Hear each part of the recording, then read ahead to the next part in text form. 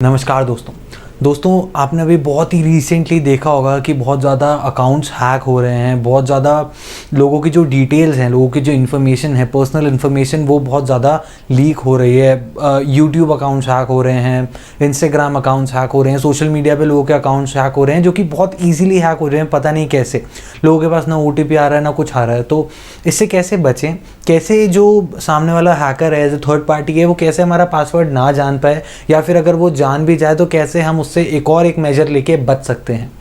तो आज हम इसी चीज़ों के बारे में बात करने वाले हैं। या अगर आपके साथ ऐसा कभी कुछ हुआ है या फिर आप ऐसा चाहते हैं कि आपके साथ ऐसा कभी ना हो, तो आज इस वीडियो को आप पूरा देखिएगा आगे, और आपको इसमें बहुत ही ज़्यादा हेल्पफुल रहने वाली है वीडियो आपके लिए। मेरा नाम है भावुक अरोरा और आप देख रहे हैं टेक्निकल टिप।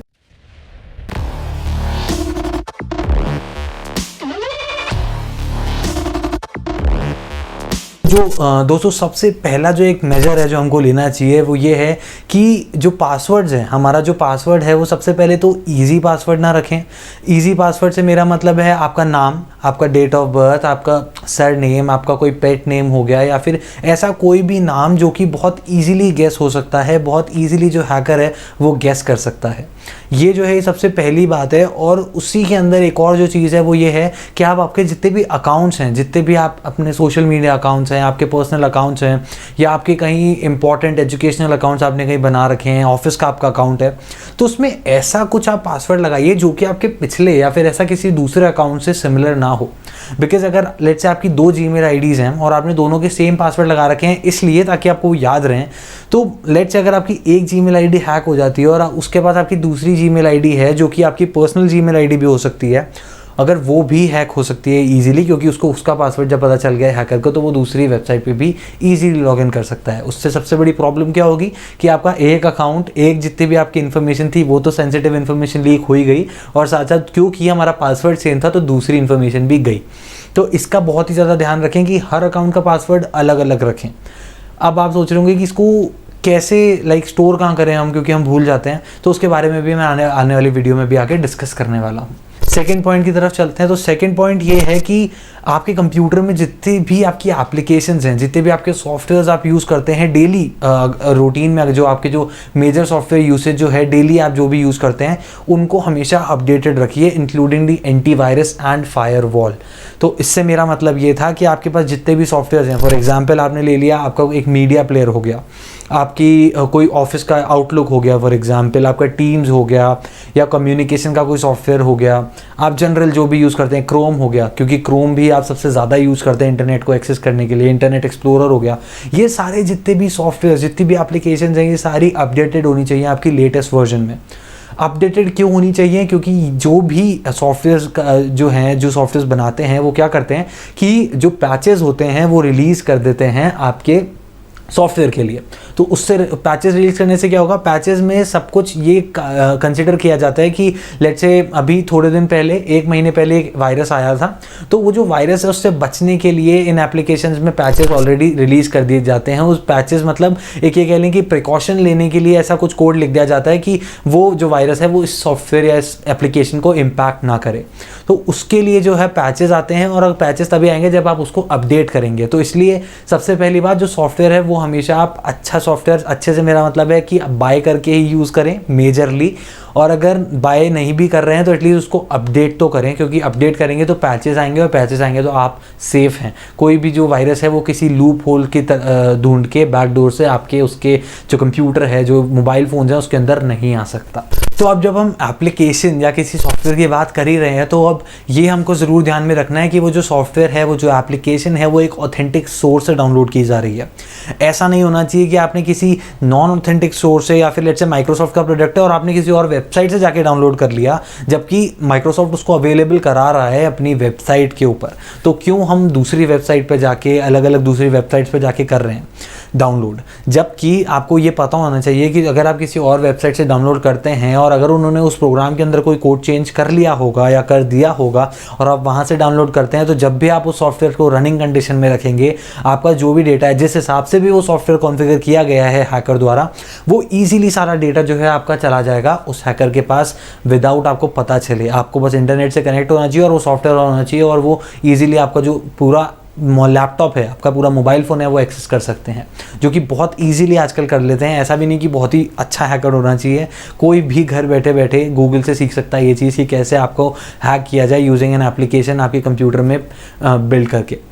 तो ये भी आप ज़रूर ध्यान रखिए कि किसी अच्छी जो है सोर्स से डाउनलोड करें। अगर मोबाइल फ़ोन में भी यूज़ कर रहे हैं तो वहाँ जाने की आपको ज़रूरत नहीं है, किसी और वेबसाइट पे गूगल पे सिंपल प्ले स्टोर से जो एप्लीकेशन है वहीं डाउनलोड करिए, वो ही सेफ़ हैं 90% तक। उसके बाद जो हमारा नेक्स्ट टॉपिक आता है वो ये है कि अगर आप लेट्स से कोई एप्लीकेशन यूज़ कर रहे हैं तो उस एप्लीकेशन को हमेशा आप इनकॉग्निटो मोड में यूज़ करिए। इनकॉग्निटो मोड से मेरा मतलब है ब्राउज़र्स जितने भी अपन यूज़ करते हैं वो सारे इनकॉग्निटो मोड में यूज़ करना चाहिए अपने को।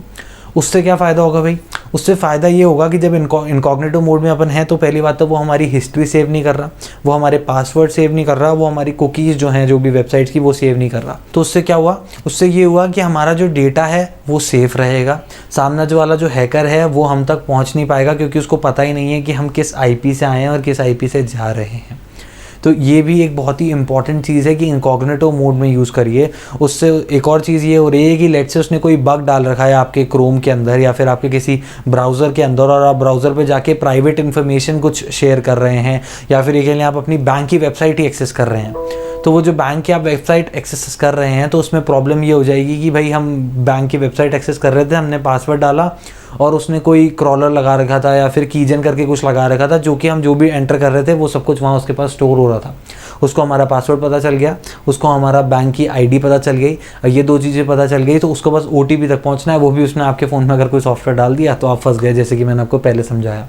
तो इसलिए इसका भी बहुत ध्यान रखिए। अब उसके बाद जो नेक्स्ट हमारे पास मेजर आता है, हमको क्या मेजर लेने चाहिए, वो ये है कि अगर आप कोई भी वेबसाइट को एक्सेस कर रहे हैं तो आपको सबसे ज़्यादा, ये बहुत ही कॉमन चीज़ है बट जनरली लोगों को नहीं पता होती, तो अगर आप किसी वेबसाइट को एक्सेस कर रहे हैं तो उसमें आप उसका जो URL एड्रेस होता है ऊपर की साइड जो गूगल की सर्च बार में लिखा होता है, उस एड्रेस में अगर आप देखें तो HTTPS लिखा हुआ होना चाहिए। S मतलब होता है सिक्योर मतलब उसमें ऐसी कोई एल्गोरिदम लगी हुई है, उसके अंदर ऐसा कोई लेयर लगी हुई है जिससे कि क्या होगा,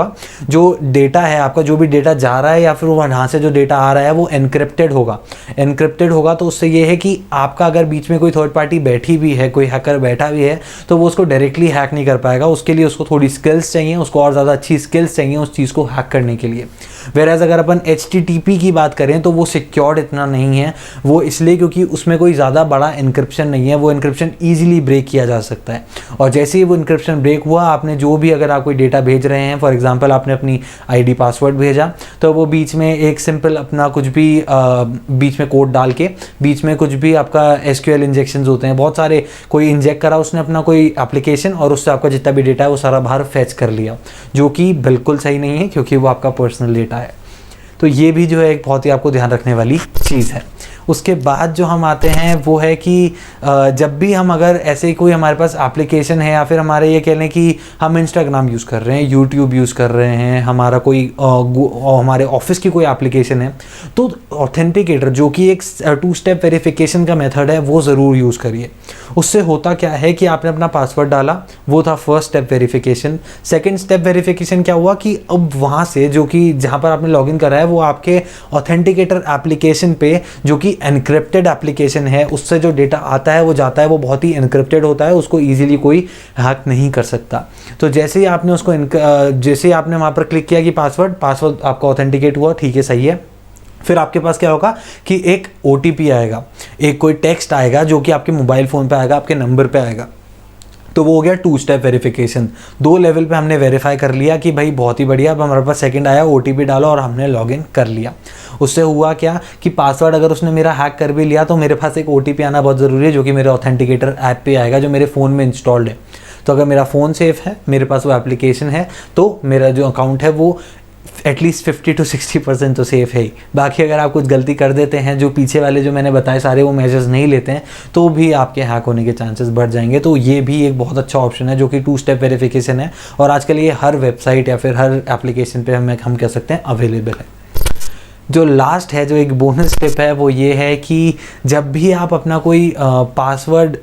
कोई लिख रहे हैं या फिर आपने कहीं नया पासवर्ड रीसेट किया, तो आप एक डायरी में मेंशन कर लीजिए रादर देन अपने क्रोम में सेव करने की जगह कहीं अपने लैपटॉप में रखने की जगह। बिकॉज अगर वो बंदा आपके लैपटॉप पे आ गया है, हैक कर लिया है आपके लैपटॉप को, तो उसको सारे पासवर्ड्स मिल जाएंगे। तो आपका एक चीज़ तो गई, उसके साथ साथ 100 चीज़ें और गई। तो एक डायरी में लिख लीजिए, डायरी में सारे पासवर्ड्स नोट करके रख लीजिए। एक छोटा सा एक सिंपल राइटिंग पैड आता है, वो पैड कैरी कर लीजिए, उसके अंदर सब कुछ लिख लीजिए। सो दैट क्या होगा कि वो डायरी सिर्फ आपके पास है, जब तक वो डायरी कोई एक्सेस नहीं करता वो आपके उसमें लॉगिन नहीं कर सकता पास जो आपके अकाउंट्स हैं, क्योंकि आपने और कहीं सेव नहीं कर रखे अपना अकाउंट।